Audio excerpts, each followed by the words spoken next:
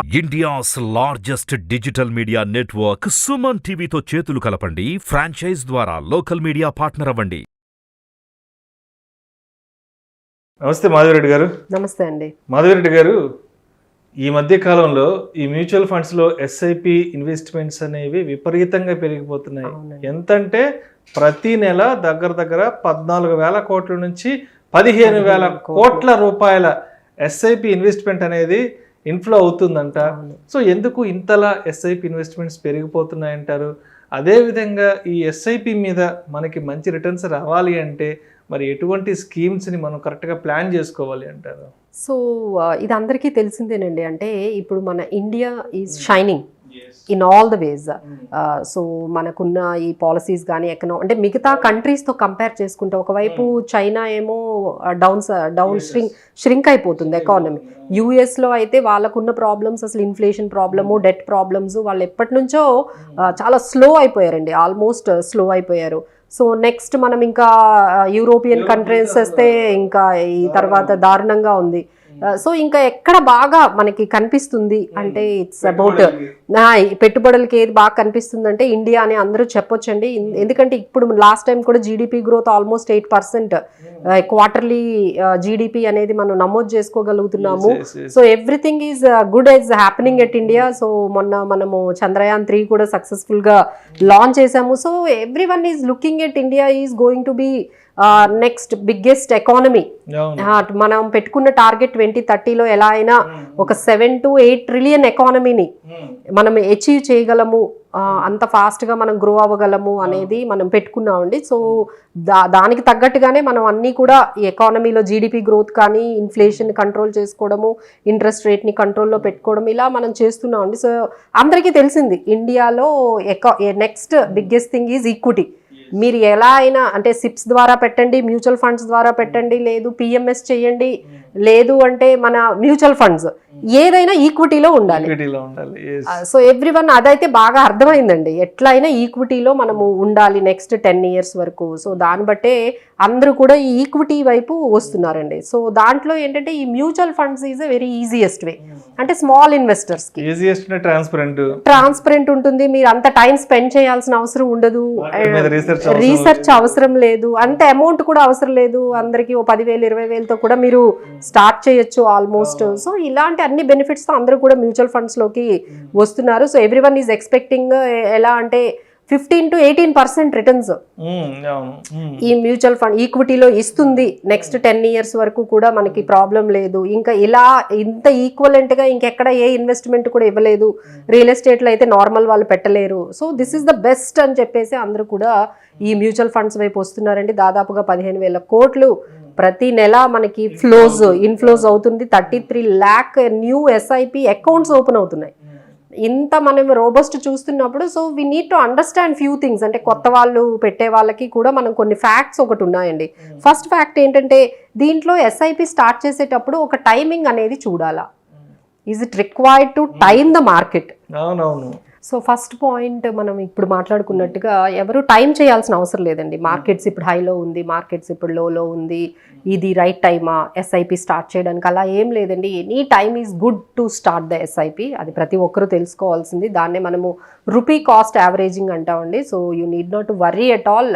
ఏ వాలటిలిటీని కూడా మీరు చూడాల్సిన అవసరం లేదు. So you can start the SIP as soon as possible.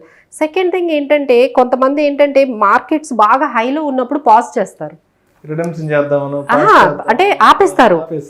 ఆపేయడం అంటే ఎట్లా అంటే ఇప్పుడు మార్కెట్స్ చాలా హైలో ఉన్నాయి, ఇప్పుడు మార్కెట్ పడే అవకాశాలు ఉన్నాయి, కొన్ని రోజులు ఆపేసి మళ్ళీ స్టార్ట్ చేద్దాము. ఎందుకంటే ఎన్ఏవి అనేది కాస్ట్లీ అని ఫీల్ అవుతారు.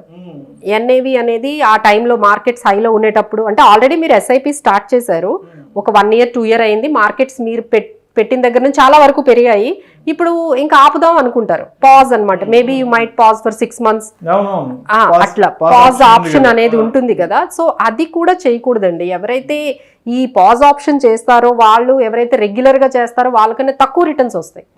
సో డోంట్ పాజ్ అండి, మీరు పాజ్ చేయాల్సిన అవసరం లేదు. Let the continue the investments అయితే కంటిన్యూ చేయండి. So then only you can make more money.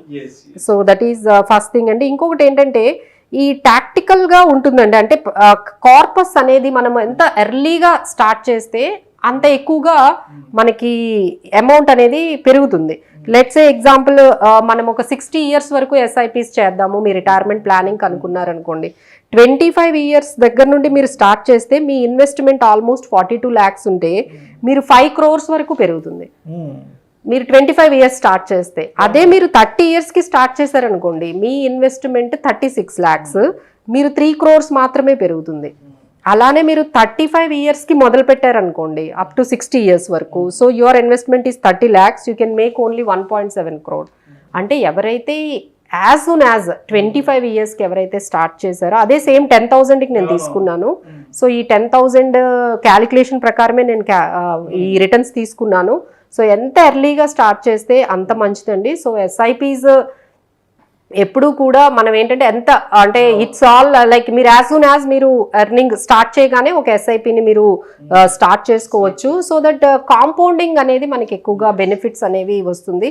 Next biggest question మా దగ్గరకు వచ్చిన వాళ్ళందరూ అడిగేది ఏంటంటే ఫండ్ డిస్ట్రిబ్యూటర్స్ ద్వారా వెళ్ళాలా, రెగ్యులర్గా చేసేయాలా, అసలు డైరెక్ట్ చేసేసుకుంటాం మేడం అదేముంది, ఇప్పుడు మాకు టెక్నాలజీ అంతా తెలుసు, ఒక యాప్ ఒకటి ఇప్పుడు చాలా యాప్స్ వచ్చేసాయి, అలా చేసుకోవడం మంచిదా ఎస్ఐపిస్, ఫండ్ డిస్ట్రిబ్యూటర్స్ ద్వారా చేసుకోవడం మంచిదా అని చాలా డౌట్గా మా దగ్గరకు వచ్చి అడుగుతూ ఉంటారండి. మేము చెప్పేది ఏంటంటే ఎవరికైతే అంటే కొత్త వాళ్ళు ఉంటారో వాళ్ళు డెఫినెట్గా అడ్వైజర్స్ని ప్లానర్స్ని ద్వారానే వెళ్ళడం మంచిదండి. కొత్తగా మీరు మ్యూచువల్ ఫండ్స్లోకి వెళ్తున్నారు, మీకు ఏం ఎక్స్పీరియన్స్ లేదు అనుకున్న తర్వాత ఏంటంటే మీకు అంత టైం అండ్ ఎక్స్పీరియన్స్ లేదు, you don't have time to monitor. మాకు అంత టైం లేదండి, అంత మానిటరింగ్ చేసుకోలేము, స్కీమ్స్ అవన్నీ స్కీమ్స్ సెలెక్షన్ నాకు తెలియదు అని మీరు ఎప్పుడైతే అనుకున్నారో డెఫినెట్గా మీరు అడ్వైజర్ ద్వారా వెళ్ళాలి. ఇట్ ఈస్ నాట్ రైట్ అండి. అంటే గూగుల్లో చూస్ చేయడమో లేకపోతే మనీ కంట్రోల్ యాప్ ఓపెన్ చేయడమో లేకపోతే ఏదైనా వీడియోస్ యూట్యూబ్లో వీడియోస్ చూసేసి మీరు స్కీమ్ సెలెక్షన్ చేసుకోవడం మంచిది కాదు. ఓకే, మీరు స్కీమ్ సెలెక్షన్ మాకు రాదు అనుకుంటే మీరు కంపల్సరీ అడ్వైజర్ దగ్గరికి వెళ్ళండి. సెకండ్ థింగ్ ఏంటంటే మీకు ఎక్స్పీరియన్స్ టైము ఇంత లేదు అనుకుంటే మీరు తప్పకుండా అడ్వైజర్స్ దగ్గరికి వెళ్ళండి. సో ఎంత డిఫరెన్స్ ఉంటుంది ఈ రెండిటికి, అంటే మనం అడ్వైజర్స్ ద్వారా వెళ్తే లేదు మనం డైరెక్ట్గా వెళ్తే ఎంత డిఫరెన్స్ వస్తుందంటే 1% వస్తుందండి. 0.5% నుంచి 1% డిఫరెన్స్ వస్తుందండి. సో ఈ 1% రిటర్న్ కోసం మనం మొత్తం క్యాపిటల్ని మనం రిస్క్లో పెట్టడానికి లేదండి. ఎందుకంటే మీరు ఒక 50 ఇప్పుడు ఒక అడ్వైజర్ ద్వారా వెళ్ళారనుకోండి, ఆయనకు 15 నుంచి 20% రిటర్న్స్ ఇచ్చారనుకోండి, 1% ఇవ్వడంలో తప్పులేదు. అదే మీరు ఓన్గా చేసుకున్నారనుకోండి 7% రిటర్న్ వచ్చింది అనుకోండి, you are losing almost 8% return పోతుంది కదా. అక్కడ 1% రిటర్న్ ఇవ్వడం మంచిదా, మీకు ఇక్కడ 8-7% రిటర్న్స్ లాస్ చేసుకోవడం మంచిదా? మీరు ఓన్గా చేసుకునేటప్పుడు అంత రిటర్న్స్ రాకపోవచ్చు అండి. ఎందుకంటే యూ డోంట్ నో లైక్ ఎప్పుడు మార్కెట్స్ని ఏ స్కీమ్ సెలెక్ట్ చేసుకోవాలి. ఎందుకంటే ఇది ఎలా ఉంటుందంటే మీరు ముందు 10,000 అంటారండి, ఆ తర్వాత మళ్ళీ 20,000 ఇన్వెస్ట్ చేయాలనుకుంటారు, మళ్ళీ కొత్త స్కీమ్స్ని పెట్టాలి, మళ్ళీ ఈ స్కీమ్స్ కూడా మారుతూ ఉంటాయండి. ఏఎంసీని అంటే there are 3-4 things you need to decide. First ఏంటంటే స్కీమ్ కేటగిరీని డిసైడ్ చేసుకోవాలి. అంటే లైక్ మీకు ఈక్విటీ బాగుంటుందా, బ్యాలెన్స్డ్ బాగుంటుందా, డెట్ బాగుంటుందా, అది కేటగిరీ అయిన తర్వాత మళ్ళీ అందులో ఇంకా చాలా కేటగిరీస్ వస్తాయి. ఇప్పుడు ఎగ్జాంపుల్ ఈక్విటీ అనుకోండి, మిడ్ క్యాప్ ఉంది, small cap, multi cap, multi asset funds, balanced advantages funds, ఇక ఇన్ని categories, diversified funds, sector funds చాలా ఉంటాయండి. మళ్ళీ అందులో సెలెక్షన్ చేసుకోవాలి, అక్కడతో అయిపోదండి. మళ్ళీ అది సెలెక్ట్ చేసిన తర్వాత ఏఎంసీని సెలెక్ట్ చేయాలి. ఇప్పుడు మీరు ఒక స్మాల్ క్యాప్ ఫండ్ని మీరు సెలెక్ట్ చేసుకోవాలంటే చాలా ఏఎంసీస్ ఉన్నాయి, ఎస్బీఐ ఉంది, యాక్సిస్ ఉంది, డిఎస్పీ ఉన్నాయి, చాలా ఏఎంసీస్ ఉన్నాయి కదా. మళ్ళీ ఏఎంసీని సెలెక్ట్ చేసుకుంటారు, ఇంత కన్ఫ్యూజన్ ఉంటుంది. కాబట్టి బెటర్ ఆ 1% గురించి మనం ఆలోచించకుండా, మీకు కానీ అంత అవగాహన లేదు, అంత మానిటరింగ్ మేము చేసుకోలేము అనుకుంటే better you go with advisor. లేదు అనుకుంటే మనము డైరెక్ట్గా వెళ్ళొచ్చు. బట్ అడ్వైజర్కి ఇవ్వడం వల్ల మనకి చాలా అడ్వాంటేజెస్ ఉన్నాయండి. ఒకటేంటంటే ఆ సిప్ అనేది ఇన్స్టాల్ చేస్తారు, దానికి మొత్తం మీ బ్యాంక్ అకౌంట్కి లింక్ చేసి ఆ ప్రాసెస్ అంతా వాళ్ళే చేస్తారు. మీకు కేవైసీ లేదనుకోండి, ఆ కేవైసీ డాక్యుమెంటేషన్ అంతా వాళ్ళు చేసి పెడతారు. ఆ తర్వాత మీకు ఏదైనా స్టేట్మెంట్ కావాలని, ఇప్పుడు మా క్లయింట్స్ కూడానండి, ఇప్పుడు ట్యాక్స్ టైం వచ్చింది అనుకోండి, మేడం మాకు స్టేట్మెంట్ కావాలి అంటే మేము వెంటనే స్టేట్మెంట్ తీసి వాళ్ళకి ఆ స్టేట్మెంట్ మెయిల్ చేస్తూ ఉంటాము. స్కీమ్ సెలెక్షన్ జరుగుతూ ఉంటుంది. ఎప్పుడైనా రిడమ్షన్ చేసుకోవాలనుకోండి, ఏ స్కీమ్ నుంచి చేసుకుంటారు? మళ్ళీ మీకు సలహా కావాలి. సో ఇలా వాళ్ళు 1% తీసుకుంటున్నారు డెఫినెట్ అండి, but these are all services also they do give. ఇన్ని సర్వీసెస్ వాళ్ళు ఇచ్చినప్పుడు 1% వాళ్ళకి ఇవ్వడంలో తప్పేం లేదు. If you are not that much equipped with all these things, మీరే ట్రాన్సాక్షన్స్ చేసుకోవాలి, మీరే ప్రాసెస్ చేసుకోవాలి, మీరే ఎస్ఐపిని ఇన్స్టాల్ చేసుకోవాలి, మీరే రిడమ్షన్ చేసుకోవాలి. ఎప్పుడైనా ఎస్ఐపి ఆగిపోతే ఎందుకు ఆగిపోయిందో కూడా మీకు తెలియాలి. ఇన్ని సర్వీసెస్ వాళ్ళు ఇచ్చినప్పుడు I think better you go with అండి. So better you select an adviser. But మాకు ఇన్ని విషయాలు మాకు తెలుసు, మేము చేసుకోగలం అనుకుంటే yes, go ahead with direct plan and you can save 1%. అంటే మీరు ఈ విషయం చెప్తుంటే నాకు ఒక సామెత గుర్తొచ్చింది, పెరటి వైద్యం అన్ని సందర్భాల్లో పనికిరాదంటారు. అవునండి, మనమే అన్నిటికీ మోసం వస్తుంది. యా, అంటే ఈ 1% కోసం హాస్పిటల్కి వెళ్ళాల్సింది, లాయర్కి ఇవ్వాల్సిన ఫీజు లాయర్కి ఇవ్వాల్సిందే, డాక్టర్కి ఇవ్వాల్సిన ఫీజు వాళ్ళకి ఇవ్వాల్సిందండి. ఎందుకంటే ఎందులో వాళ్ళకున్న ఎక్స్పర్ట్ నాలెడ్జ్, వాళ్ళకి ఆ అమౌంట్ మనము 1% అనేది ఇట్స్ ఓకే. ఎందుకంటే ఇన్ని సర్వీసెస్ వాళ్ళు ప్రొవైడ్ చేసి, ఇప్పుడు మీ కేవైసీ చేసి పెడుతున్నారు, ట్రాన్సాక్షన్స్ చేసి పెడుతున్నారు, కాబట్టి వాళ్ళకి ఆ అమౌంట్ ఇచ్చేసి మనం హ్యాజల్ ఫ్రీగా ఉండొచ్చు, రిలాక్స్గా ఉండొచ్చు, ఏదున్నా వాళ్ళకి కాల్ చేయొచ్చు. ఇప్పుడు ఏమవుతుందంటే నేను మార్కెట్ ఒక్కసారిగా తగ్గిపోయింది అనుకోండి, చాలా మంది ఎస్ఐపీలు ఆపేస్తారు.